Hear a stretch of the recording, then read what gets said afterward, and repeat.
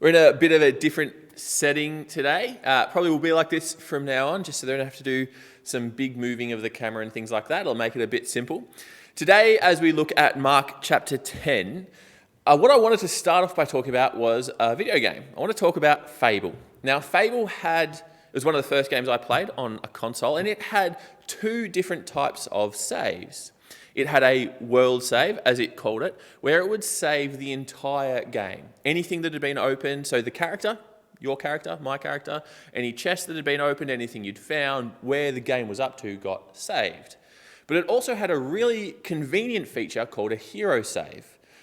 Graciously, the game designers understood that if you were 3/4 of the way through a quest and you had to leave, rather than lose all that experience that you gained, so it worked off gaining experience and items that you might have gained along the way, you could save that, but not your progress. So when you did a hero save, your character, the items you had, the experience you had got saved, but everything else went back the same as before you started that quest. Now that sounds really good, and very quickly I realised that there was a very convenient way to get items that were quite rare. So silver keys, there were 20 of them in the game, scattered throughout, and you had to kind of progress a long way into the game by the time you got all 20. But I figured out that if I did a hero save in a particular quest, I could get 3 keys, save my hero, including the keys, and then they would be back in their spots again. I would still have my keys, and there would be 3 more for grabs. See, the game allowed me to do that, but it wasn't necessarily the right way to play the game. It's not probably what they intended the game to be played like, and it was a feature that was removed for the sequels. Just because I was allowed to do it, just because I could do it, didn't make it the right way to play the game. Jesus comes up against this a little bit with the Pharisees in Mark 10. I'm going to read it for us now. So Mark 10, 1-12. Jesus then left that place and went into the region of Judea and across the Jordan. Again, crowds of people came to him, and, as was his custom, he taught them. Some Pharisees came and tested him by asking, "Is it lawful for a man to divorce his wife?" "What did Moses command you?" he replied. They said, "Moses permitted a man to write a certificate of divorce and send her away." "It was because your hearts were hard that Moses wrote you this law," Jesus replied. "But at the beginning of creation, God made them male and female. For this reason, a man will leave his father and mother and be united to his wife, and the two will become one flesh. So they are no longer two, but one flesh. Therefore, what God has joined together, let no one separate." When they were in the house again, the disciples asked Jesus about this. He answered, "Anyone who divorces his wife and marries another woman commits adultery against her. And if she divorces her husband and marries another man, she commits adultery." Now, I'm not going to talk too much about kind of marriage and divorce. I will mention a bit later on what Jesus and Paul say about this. But what I want to talk about is how the Pharisees came to Jesus. Now, they came to test him. Now, we know that's not for a positive thing. They want to trap him. That's what the Pharisees want to do. And they come to Jesus and they say, "Is it lawful?" Now, we might look at that and go, "Oh, well, that's a fair question." I mean, they know the answer. If Jesus says, yes, it is lawful, then all of a sudden he aligns himself with the Pharisees. If he says no, potentially there'll be some people in the crowds around him who will be a little bit unhappy because they have divorced their wife or their husband. And importantly, he will have made Herod the Great very angry. Now, we've already had the story where John the Baptist is put in prison and then eventually beheaded. And the reason is because John the Baptist says that Herod has done the wrong thing by divorcing his wife and remarrying his brother Philip's wife. So if Jesus says, no, it's not lawful to get divorced, all of a sudden he's made an enemy of Herod the Great, which is probably what they were after. The issue the Pharisees had was this. When they came up and said, "Is it lawful?" the issue is that they were looking for whether it was lawful or not, rather than whether it was good or right. It was them trying to say, well, we're allowed to do this thing, so therefore it's okay. And kind of Jesus puts it back on them and reinforces it and says, basically, just because you were allowed to do it doesn't make it good or right. It was because of your hard hearts. They were seeking a loophole to do whatever they wanted and get away with it. An example, I'll give two examples, one hypothetical and one actually far more close to home that probably makes us comfortable with. The first one, imagine we came up with researched and came up with a vaccine and cure for COVID-19. So we did all the research and we figured out a way that we could both cure and vaccinate someone against COVID. We know it's going to work 100% of the time. We know how effective it is. It's completely safe. And then we patent that research and the actual vaccine/cure. And then we sell each dose for $50,000. Completely legal. There is nothing illegal about that at all. But it's definitely not right or good. Now, if that seems a little bit far-fetched for you, there's the other example, a far more realistic. Everyone who started their holidays Wednesday afternoon, knowing that lockdown was happening Wednesday 11:59, did what was legal, as long as they didn't go into regional Victoria. They were completely within their legal rights to start their holidays Wednesday afternoon, because they knew that if they were on holidays, they were given permission to finish them, even though lockdown had started. But just because it was legal for them to start their holidays Wednesday afternoon, for those who knew that lockdown was Wednesday night, it was neither good nor right.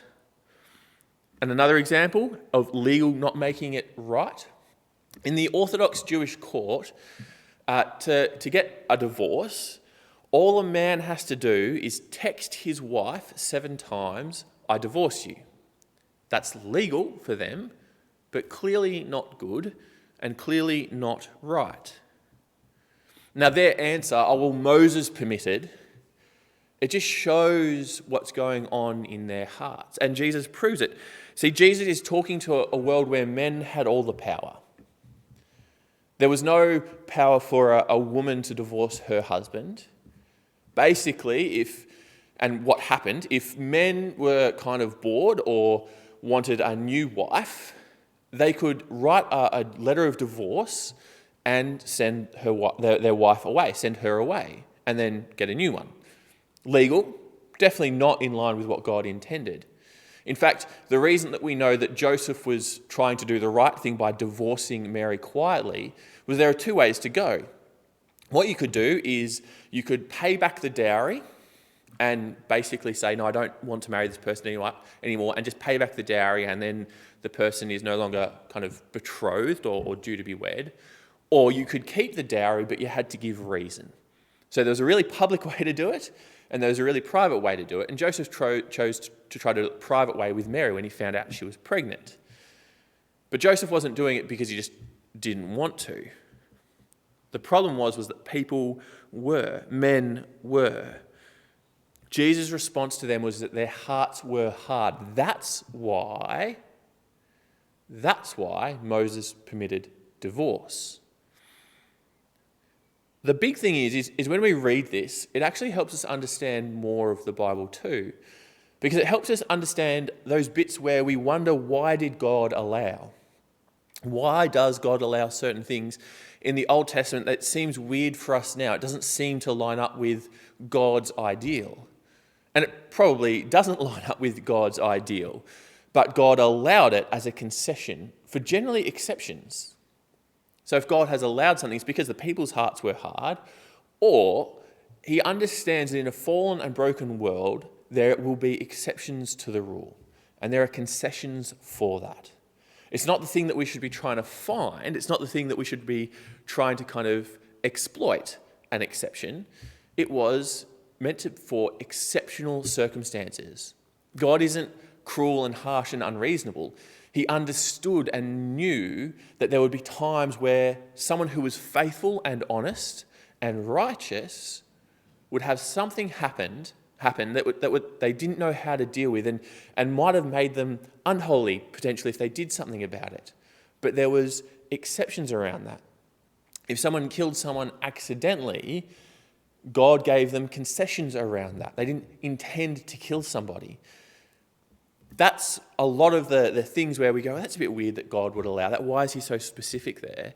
Is for those exceptional things. The problem was that the Pharisees had twisted that to be a circumstance where they could kind of exploit, find that loophole. How can we get around that? Their hard hearts sought a loophole.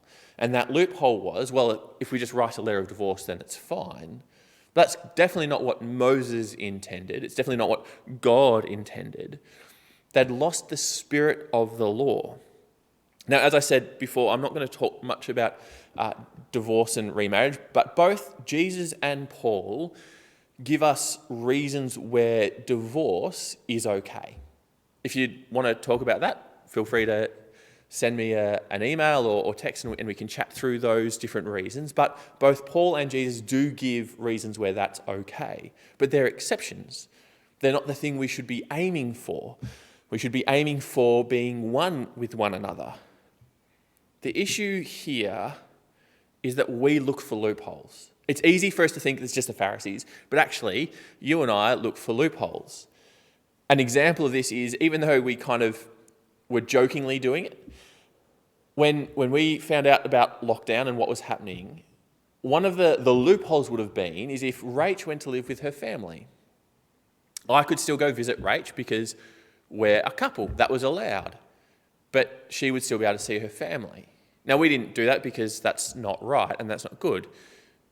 But it was very hard for us to see boyfriends and girlfriends who'd known each other for 2 weeks be able to see each other, where Rach couldn't see her family. And so we naturally went, well, that's unfair, and what is a loophole around that? Not that we'd ever do it, but we still see that. We still look for loopholes. We still look to do things legally, things that we had allowed to do. Obviously not now, because they've changed the rules around that, probably wised up to it, the government.